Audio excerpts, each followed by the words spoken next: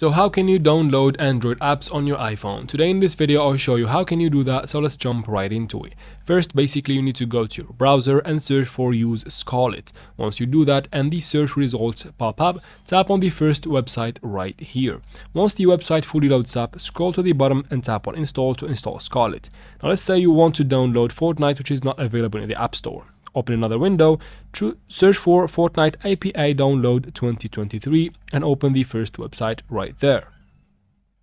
Now once of course the website loads up again, scroll down and look for this button that says Download APA. It is a small hidden button. This one right here. Tap on it, it will take you to a media file link after skipping the ad and download the game directly from there. Now once you do that, go to your Scarlet app and install the game from there. And that is it for this video, guys. I hope it was useful. If it was, please like and comment down below. Don't forget to subscribe for future videos like this one, and thank you very much for watching.